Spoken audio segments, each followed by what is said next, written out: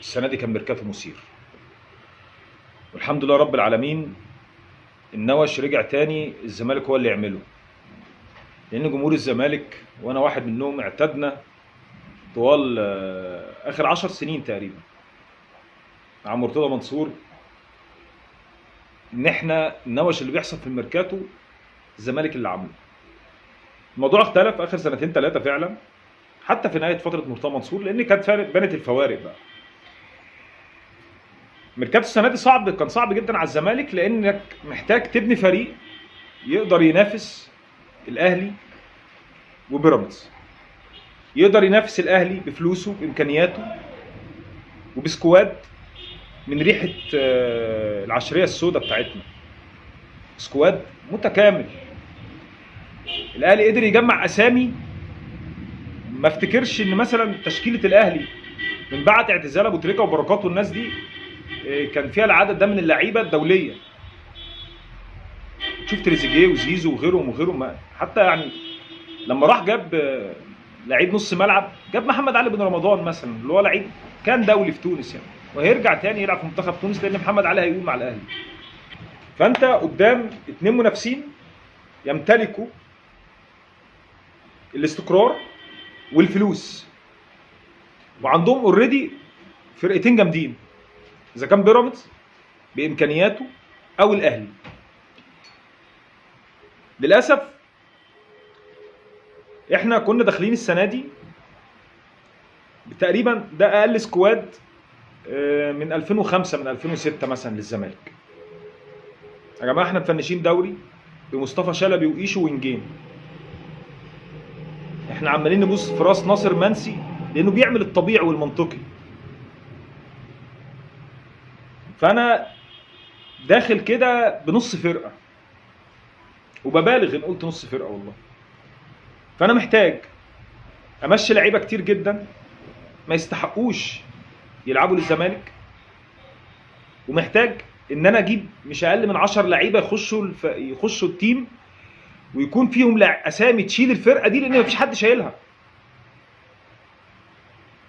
فمين الساحر او الراجل اللي قلبه ميت اللي ممكن يقدر يخش يعمل كده وببادجت محدود، ميزانيه محدوده؟ مين يقدر يعمل كده؟ جابوا جون ادوارد. طبعا انا توسمت خير فيه من الاول، لان انا كان رايي بس ده بناء على حاجه واحده بس، انا كنت عايز حد يشيل المسؤوليه، يعني حد يسال، حد يبقى هو المسؤول عن التدعيمات وعن اللعيبه اللي هتمشي والكلام ده، حد اقدر اساله لو فشل. مع مجلس حسين لبيب للاسف كانت العمليه دايره جمعيه، اللي بايده حاجه واللي يقدر يعمل حاجه يعملها.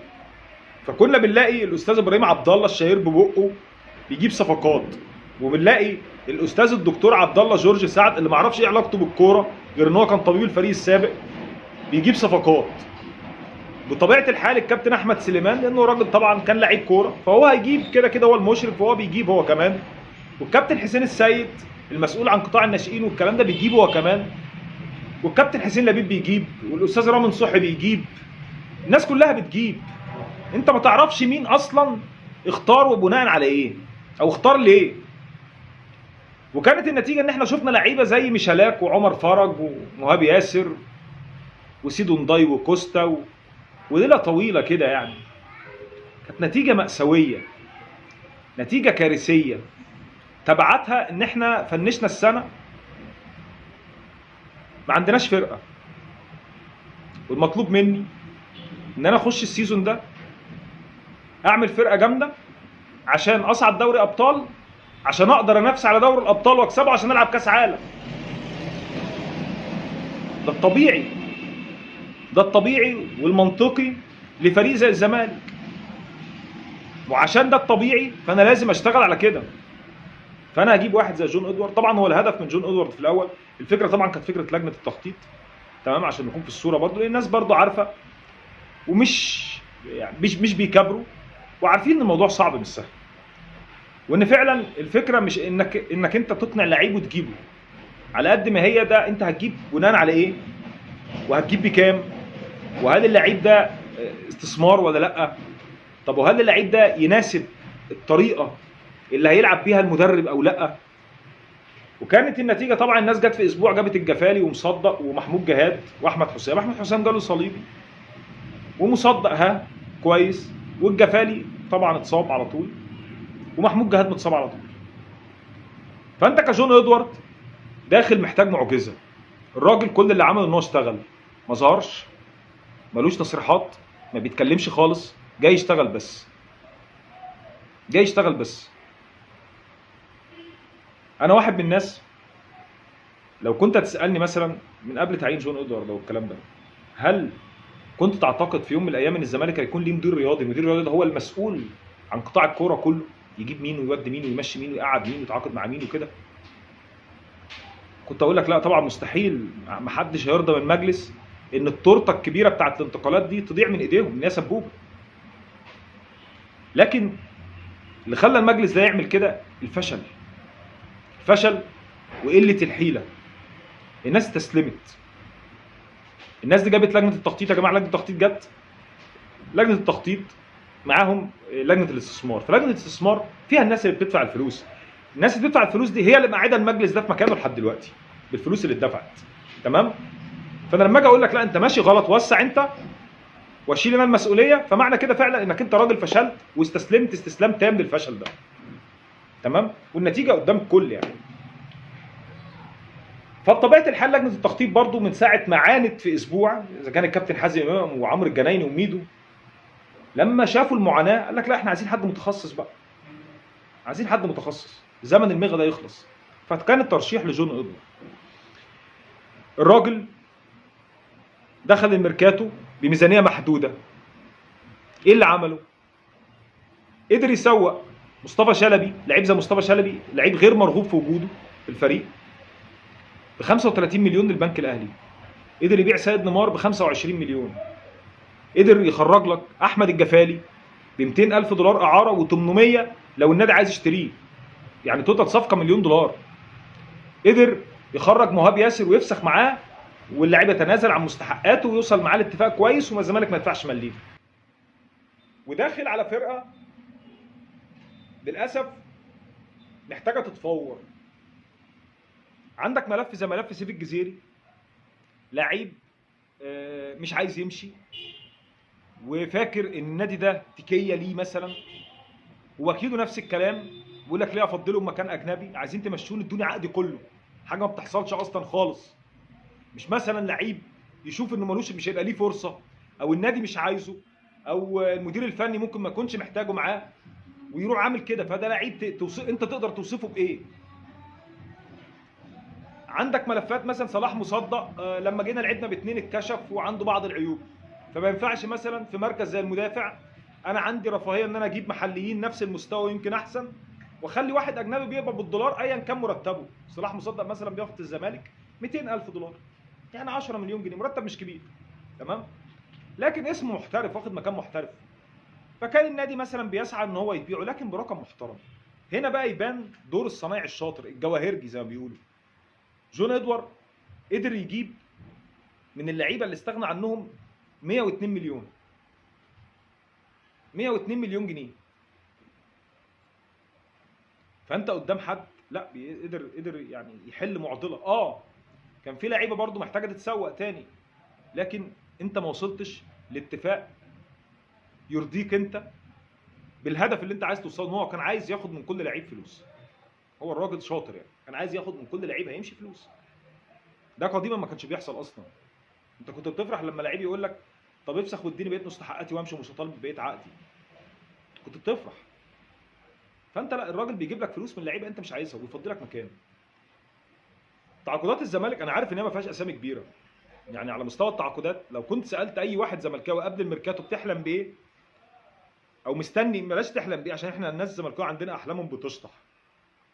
انت بتقول لهم احلموا بيشطح بخياله.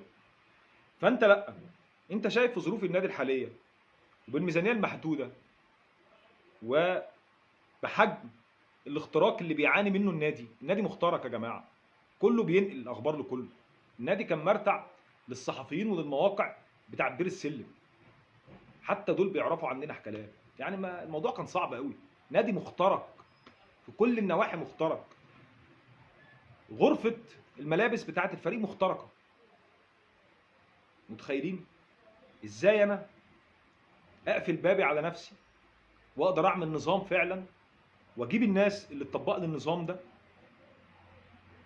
واقدر بالتوازي مع ده كله ان انا ادعم الفريق بالشكل اللي يضمن له المنافسه. تحدي كبير قصاد واحد اترمى في النار، لكن هو رضي. وما دام هو رضي، انا من اولها كده قلت ادام هو وافق على المخاطره دي، خصوصا ان هو يعني ايجنت شاطر. جون عنده وكاله لاعبين، راجل شاطر يعني، وايجنت معروف. فمعنى كده ان الزمالك مع الوقت اكيد هيكسبه. اكيد الراجل ده في مصلحه من ورا الزمالك اكيد، مع احترام الزملكاويه، هو من اسره زملكاويه وزملكاوي كبير وعضو في جمعيه عموميه كمان. لكن اكيد هو على المستوى المالي لازم يستفيد. تلاقي مثلا صفقه زي محمد اسماعيل، احسن مدافع في الدوري المصري بره الاهلي والزمالك وبيراميدز، مدافع سوبر.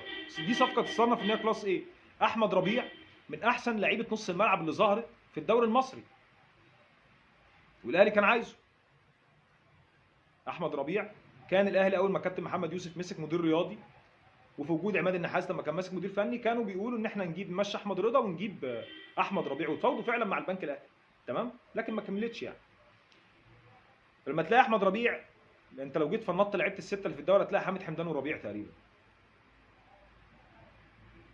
مين غيرهم احسن؟ مفيش. فالزمالك اشتغل على الاثنين. هنرجع لحامد حمدان تاني. محتاج ان انا اجيب لعيب مهاجم محلي يسند مع ناصر منسي، واجيب واحد اجنبي. فمين احسن المتاحين في المحليين بره الاهلي وبيراميدز والزمالك؟ مين احسن؟ عمرو ناصر. عمرو ناصر مثلا، ومحمود ممدوح بتاع الحرس.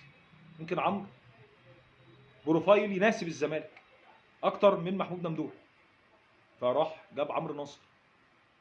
مين وينج مثلا كويس وفي نفس الوقت، عشان تفهموا بس فلسفه جون ادوار والناس اللي شغاله معاه في تحليل البيانات وتحليل الاداء والسكاوتنج والكلام ده، ان هم ليهم مواصفات معينه في كل لعيب بيجي. الموضوع مش جهجهوني لاول مره في الزمالك، دي حاجه جديده علينا. لكن الناس المحترمه في العالم كله، الانديه الكبيره بتشتغل كده. انت بتجيب اللعيبه اللي تخدم فلسفتك دي. فالزمالك مثلا محتاج يجيب وينج، الوينج ده بيعرف يلعب، يعدي في واحد لواحد، وبيعرف يلعب مهاجم تاني، ودايما اسمه بيسموه الانسايد وينجر. الوينج دايما اللي بيخش للقلب. فجبت احمد شريف اللي بيعرف يلعب مهاجم تاني، وبيعرف يلعب وينج، وبيعرف يلعب شادو. لعيب كويس جدا وبروميسنج قوي وصغير 22 سنه. ورحت جبت محترف زي شيكو بانزا، الرهان عليه كبير، اسم مش واو وصفقه مش بوم، لكن اللي شافه في الماتشات الوديه بيقول ان هو لعيب مميز. لكن نفس الفكره، هو انسايد وينجر، الوينج اللي بيزيد وبيبقى مهاجم تاني وبيعرف يعدي واحد لواحد، وينج حريف، لان دي اصلا هويه الزمالك. الزمالك طول عمره معروف ان هو يعني عنده لعيبه حريفه كتير في قلب الملعب. فانت اشتغلت في كل الخطوط دي بالتوازي مع بعض. العمليه مش جهجهوني لاول مره. فانا لما اشوف ان هو لما راح جاب مهاجم مثلا يشيل بقى هجوم الفرقه، طبعا الزمالك كان رايح لمهاجم اجنبي، لكن لرفض الجزيري التسويه والرحيل، الزمالك اضطر يروح للبلان بي. بلان بي كانت مهاجم فلسطيني. مين احسن من عدي الدباغ؟ مين احسن من عدي الدباغ؟ انا واحد من الناس عايز عدي يجي الزمالك من 3 سنين ولا من سنتين. حتى لما سمعت اخبار الصفقه والله ما كنت عايز انطق فيها، عايزها تتم، مش عايز اتكلم خالص غير لما تتم. مش عايز انبر فيها. فانا فعلا باجي اسال نفسي مين احسن من عدي الدباغ؟ ما الاقيش احسن من عدي. يوسف سالتش طبعا خلاص. بالمناسبه يوسف سالتش دلوقتي جواز السفر بتاعه اردني، فهو لو اتسجل معاك هيتسجل اردني، تمام. هو اختار تمثيل منتخب الاردن مش تمثيل فلسطين، عشان الاردن يلعب كاس عالم. فيوسف سالتش وعدي الدباغ، لا اجيب عدي الدباغ وبرقم محترم $350,000، لعيب قيمته التسويقيه 1,200,000. ما اروح اجيب الوينج البرازيلي بطاطا، تمام، لعيب وينج بيلعب في نادي، في اوروبا، في اوكرانيا. النادي ده بيلعب دوري اوروبي، فاذا النادي كويس، بجيبه منه برقم كويس، ايا كان الاختلاف على الرقم بقى. انا الصراحه ما كنتش مصدق حته $600,000 دي، الصراحه ما كنتش مصدقها، تمام. لكن برضو ما اظنش ان الزمالك هيدفع مليون و800 او 2 مليون و100 زي ما بيقولوا يعني. صعبه يعني. فانا مش هيهمني الرقم. اهم حاجه انا اللي يهمني، انا طبعا بجيب لعيب عنده 22 سنه، لعيب سنه 24 كان محطوط من ضمن احسن 10، هو ترتيبه السابع في اعلى اللعيبه مراوغات في اوروبا. فانت بتجيب لعيب لا بروميسنج قوي، يعني ايا كان رقمه بقى انا ما يشغلنيش اصلا. تمام. فانت خدت بالاسباب، انت كاداره الكوره الجديده في الزمالك خدت بالاسباب. انا مش هروح اغامر في لعيبه من غير اي يعني من غير اي معطيات. لازم اشتغل بداتا، بتحليل اداء، بمتابعه، سكاوتنج فعلي. انا عايز لعيب بالمواصفات دي، بالرقم مثلا بكذا، ايا كان الرقم اللي الزمالك دفعه في بطاطا ده بياخد 300,000 دولار في السنه، ودي حاجه منطقيه جدا لعلمكم. يعني مثلا لما نشوف صن داونز، اتكلمت انا في فيديو قديم عن سياسه صن داونز في التعاقدات، وان هو ممكن يجيب لعيب بمبلغ كبير. يعني صن داونز مثلا جاب مارسيلو اليندي من 3 سنين، اللي هو لعيب من بيورو او تشيلي حاجه كده. مارسيلو اليندي بتاع نص الملعب جابه ب 3 مليون دولار، لكن ادى اللعيب كام؟ اديله تقريبا 180,000 دولار. اللي ده مرتب كويس معقول بالنسبه للعيبه البرازيليين. اللعيبه البرازيليين بيلعبوا في البرازيل ما بياخدوش فلوس، شغالين بيوميتهم كده، جدعنه، اسمه بيلعبوا كوره في نادي والتلفزيون بيذيعهم وخلاص على كده، بياخدوا ملاليم. تمام. فلما تروح تاخد 180 ده مرتب مناسب. اوكي. لكن انا ممكن اشتريك ب 3 4 مليون دولار انك انت لعيب بالنسبه لي مشروع. انا هجيبك ب3 ابيعك ب6 بعد سنتين 3، تقدم لي اضافه وتديني فايده ابيعك. ودي نفس السياسه اللي هينتهجها الزمالك بلا شك. بطاطا تألق، لعب سنه 2 مع الزمالك جاب اي رقم تألق، فالزمالك ممكن يبيعه عادي جدا ب 5 6 مليون دولار، 7 مليون دولار. الفرق كمان بين مثلا موقف اليندي او ريبيرو، اللي بالمناسبه برضو صن داونز كان مشتري برقم كبير 4 مليون دولار تقريبا، لكن مرتبه 220,000 دولار ريبيرو ده. تمام. فانت في الزمالك برضو مرتب طبيعي. دي قيمه المرتبات بتاعت اللعيبه اللي في السن ده في البرازيل اللي بتلعب في افريقيا مثلا. فانا هديك كذا، لكن ما عنديش مانع ان انا ادفع رقم كبير فيه، لان بعد كده هو مشروع بالنسبه لي. فانت كجون او كاداره الكره في الزمالك قدرت تعمل الطبيعي والمنطقي والصح. النتائج جوه الملعب دي بتاعت ربنا، انت خدت بالاسباب واجتهدت واشتغلت، وبيئه عمل لا تصلح، وعملت نظام. وفي لعيبه خرجت من الفريق تقول ان احنا اول مره نحس ان في نظام فعلا. حتى نظام المرتبات، دايما بقول ان لازم اولويه الزمالك تكون دفع العمل على دفع مرتبات اللعيبه بانتظام. حتى المرتب الراجل مفيش، قال لك انتهى زمن، حتى لما الاستاذ عمرو الجناني طلع قال لك انتهى زمن ان لعيب يتاخر له مرتبه. اللعيبه هتاخد، كل لعيب بياخد بالشهر. لو في بونص معين في عقد اللعيب او مكافآت معينه بتضاف له على المرتب. بديهي جدا اللي بيحصل في اي حته في العالم، لكن عشان كل ده جديد علينا في الزمالك، تبعات اللي بيحصل ده كله هنحس بيه قدام باذن الله. اتمنى طبعا من كل قلبي التجربه تكمل يعني. لكن هو الاكيد ان عقد جون ادوار مثلا مع الزمالك 3 سنين، وده مدير رياضي. فالناس اللي خايفه تقول لك هيجي له عرض، مش يا جماعه الزمالك مشروع مربح جدا لجون، لان هو الراجل الحاكم الناهي الاول في النادي، في فريق كوره. مفيش حد اصلا هيديله الصلاحيه دي. هو خد الصلاحيه دي في الزمالك لان الناس اللي موجوده فشلت فشل ذريع. فخلاص ما قدامهمش غير كده، يا يستقيلوا. فلا، انا اجيب حد يشتغل وينجح، وانا اخد انا السوكسي عادي. هو كده ما بيتكلمش اصلا. اطلع انت قول انا اللي جبته وانا اللي عملته، مش هنقول لك اي حاجه، هنقول لك ميرسي تمام، حقك عيش. فالمجلس الحالي الظروف اجبرته اصلا ان هو يجيب جون. والحمد لله من رحمه ربنا بينا وبالجمهور بتاع الزمالك، الامور مشيت تمام. انا مرضي، انا كمشجع شايف ان اللي حصل ده انجاز. كنت اتمنى من كل قلب الجزيري يخرج الصراحه، مش عايز اشوفه في النادي، بس عادي اهو كده مش هيلعب. بما يرضي الله انا كنت مستني الجزيري يجي. موضوع حامد حمدان طبعا شفنا تعنت من اداره بتروجيت فيه بطريقه واضحه للاعمى، ان ده تعنت مع الزمالك بس، وان لو الاهلي مكان الزمالك كان اللعيبه توافق على بيعه للاهلي بعد ربع ساعه من العرض اللي اتقدم، ب 20 25 مليون عادي. اما لما نلاقي الزمالك في اخر يوم في الميركاتو بيعرض عليهم 40 مليون جنيه لو هشتري اللعيب دلوقتي، و20 مليون جنيه لو هشتريه في يناير، فيرد عليك هو كاداره، اللي هو المفروض نادي حكومي، نادي حكومي، يرد عليك يقول لك انا هبيعه لك في يناير بال20. انا افهم الكلام ده لو ده النادي شركه، هو راجل حر بقى في فلوسه. مفيش نادي شركه اصلا هيعمل كده، مفيش نادي استثماري هيعمل كده. نادي استثماري عايز يكسب برضه، طبيعي جدا هيوافق على بيع اللعيب دلوقتي ب 40 مليون، لان انا بعد 4 شهور هاخد 20، لا ما ابيعه دلوقتي بال 40، منطقي جدا.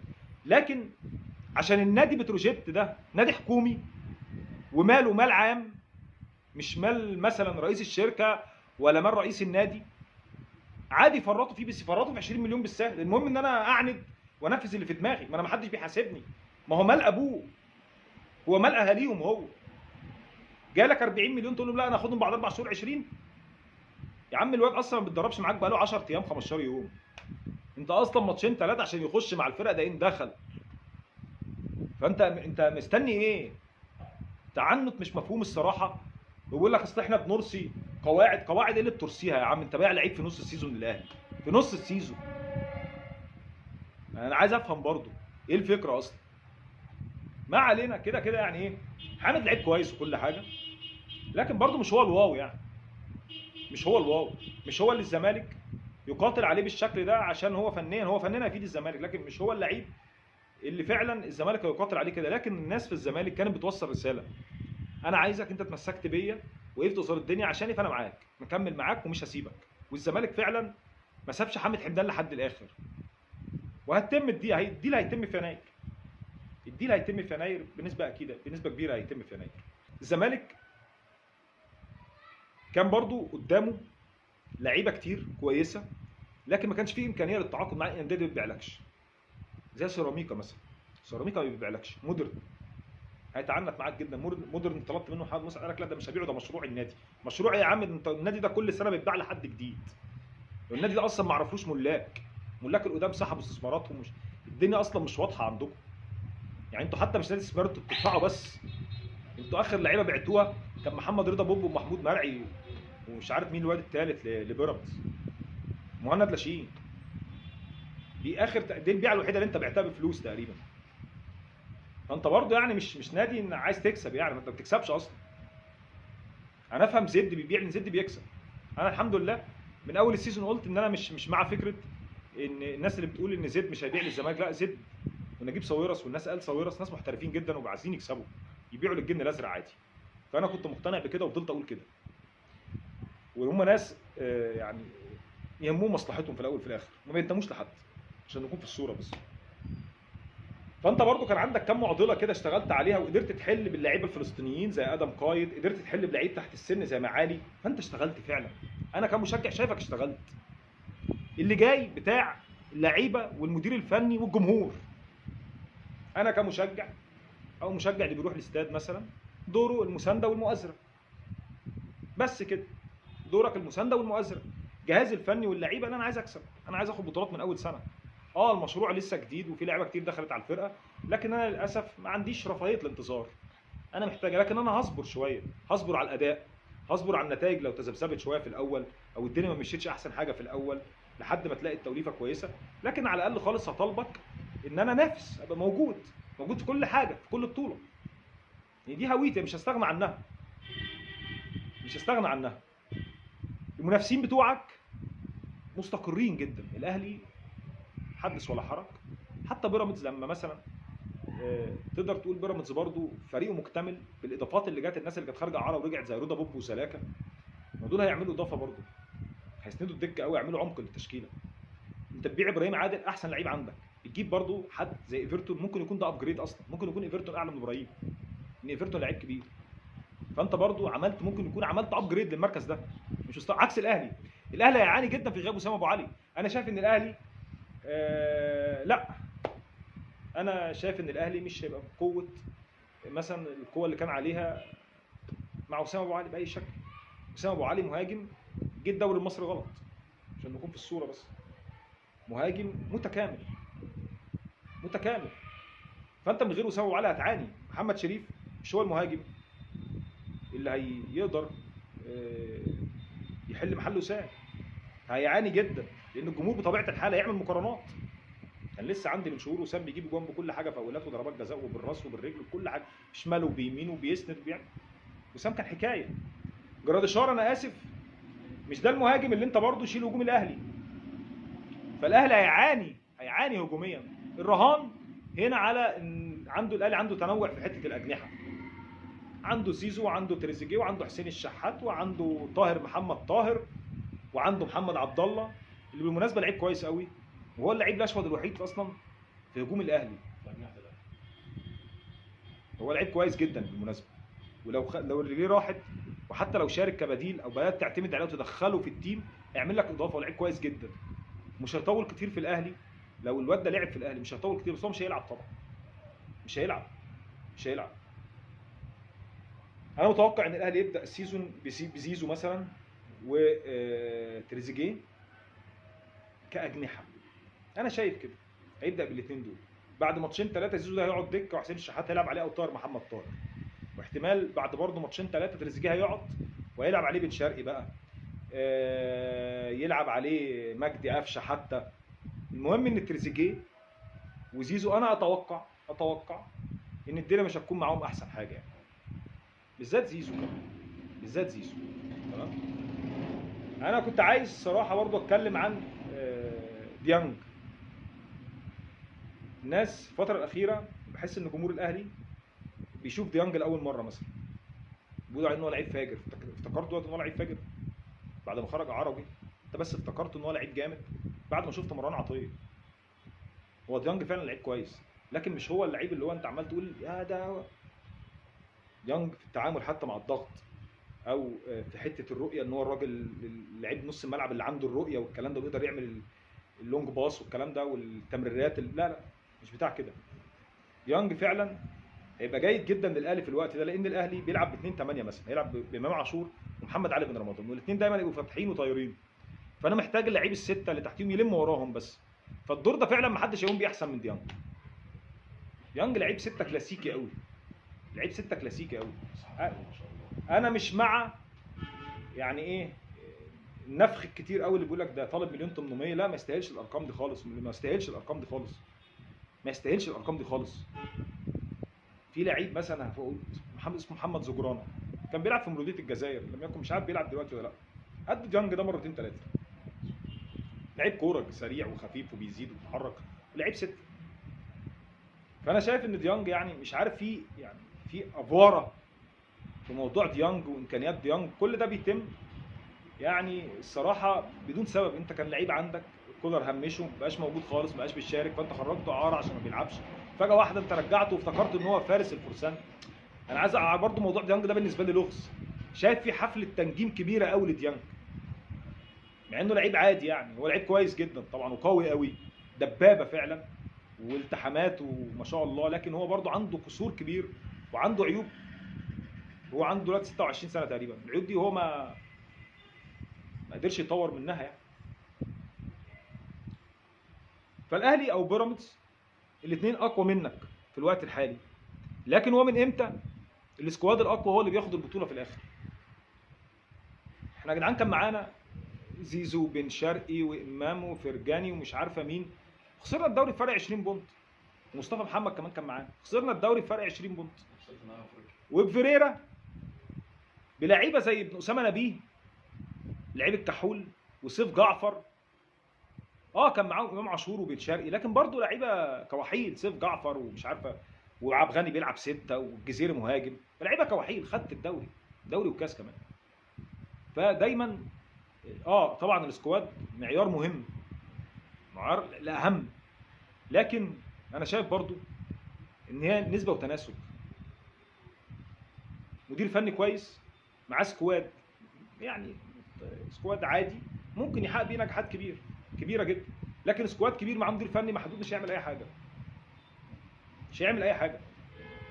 فالزمالك ما يمتلكش الفريق تقدر تقول عليه احسن من الاهلي وبيراميدز، لكن عنده فرقه كويسه قوي. الزمالك مثلا لما تيجي تبص على تشكيله الزمالك هتلاقي عنده 4 مدافعين اي اثنين فيهم يلعبوا لاول مره. انا ما شفتهاش في الزمالك من ايام مثلا مدحت عبد الهادي وبشير التبعي وحسام عبد المنعم ووائل الاباني والناس دي. ما شفتهاش، ما شفتهاش. فتره من الفترات كان عندنا الاربعه اللي ذكرتهم دول وجه عليهم رضا سيكا من احسن المدافعين اللي في الدوري المصري ساعتها وفي الاسماعيلي. فالزمالك من الايام دي ما عندوش اربعه مدافعين حاجه كده دوليين يلعبوا عادي، يلعبوا منتخب مصر او لعبوا عادي. حسام عبد المجيد والونش ومحمد اسماعيل لعيبه يلعبوا منتخب مصر عادي. ومعاهم صلاح مصدق. صلاح مصدق ايا كان هو لعيب كويس جدا، لعيب كويس جدا. مش هو مش المفروض يكون عندي محترف بيبقى بالدولار في المركز، لكن هو لعيب كويس جدا. بس الزمالك عنده اللي يقدر يخليه منافس. دلوقتي اقدر اقول بالنظام الموجود في النادي وبالبعد الميركاتو ده ان الزمالك على الطريق الصحيح. النتائج والاداء في الملعب انا مش هستعجل عليه، لكن لازم نكون حاطين في الحسبان، هم اكيد حاطين في الحسبان ان الزمالك ليه هويته، ان النادي ده لازم ينافس. ما عنديش حاجه اسمها ان انا هصبر سنه واثنين والكلام ده، لا. فاكيد الناس لازم تشتغل على كده، والجمهور عليه دور كبير، دور كبير ودور كبير قوي كمان. انا كان نفسي اللعيبه دي تتمرن وسط جمهور قبل بدايه الدوري، تمام. لكن ما دام ده ما حصلش، فماتش سيراميكا ماتش صعب طبعا، صعب قوي. وبحضور الجمهور باذن الله العمليه تكون اسهل، تكون اسهل كتير. طبعا تشكيل الزمالك في الماتش ده ما افتكرش برضو ان هو يتغير كتير، وان اللعيبه اللي هتخش السكواد من اللعيبه الجديده مش هيبقوا كتير، لان في لعيبه طبعا جات لك متاخر زي عدي الدباغ وزي محمد اسماعيل واحمد ربيع مصاب. وعندك لعيبه برضو جات لك يعني لسه جايه لك زي عبد الحميد معالي والكلام من ده. فانت التشكيل مش هيخرج عن الونش. انت حراسه المرمى دي اللي ممكن يحصل فيها يعني ايه اي حاجه، ممكن تلاقي حد من الثلاثه واقف، متخيل؟ يعني سواء المهدي او عواد او صبحي ممكن تلاقي حد واقف عادي.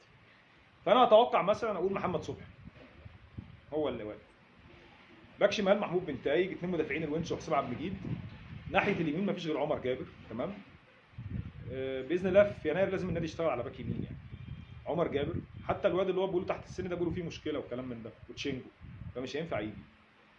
خط النص انا للاسف احمد ربيع مصاب وما عدتش اجيب حامد حمدان، فلعيب السته بتاعي الاساسي لا زال نبيل عماد دونجا، فنبيل عماد دونجا هيلعب. جنبيه محمد شحاته وقدامه عبد الله السعيد، قدام هيلعب شيكو بانزا بنسبه كبيره، ناصر ماهر الناحيه الثانيه، وقدامهم مهاجم ناصر منسي. فالزمالك يعني ده تشكيله اللي هيلعب بيه سيراميكا. مع الوقت هيخش الفريق، هيخش عدي الدباغ، عدي الدباغ هيبقى على الدكه طبعا في الماتش ده. مع الوقت هتلاقي تشكيلك فيه عدي الدباغ، تشكيلك دخل فيه بطاطا، محمد اسماعيل بدا ياخد، احمد ربيع بدا كده يعني الدنيا هتتغير. لكن تشكيل سيراميكا مش هيخرج عن الاسامي دي بنسبه كبيره. ماتش صعب طبعا في اول الدوري، مش عارفين التجانس الدنيا فيها ايه، لسه بنستكشف الراجل فيريرا. فالصراحه ماتش جدير بالمتابعه وجدير بالمشاهده، فيه سسبنس كبير قوي. يعني ما تتوقعش نقول ايه اللي هيحصل فيه قدام فرقه قدرت تدعم صح. سيراميكا دايما بيشتغل صح، هو راجل بيتارجت اللعيبه اللي واقعه من الاهلي وبيراميدز بس، ويبيع الاثنين دول بس. هم عارفين بينجحوا ازاي. مع مدرب زي علي ماهر من احسن المدربين اللي في الدوري. ماتش صعب على الزمالك، لكن باذن الله الزمالك يكسب. هنكسب باذن الله، وهنبدا بدايه حلوه في الدوري، وباذن الله باذن الله باذن الله باذن الله الزمالك يقدر ياخد كل حاجه السنه دي، ناخد كل حاجه، ناخد كل حاجه. يلا سلام.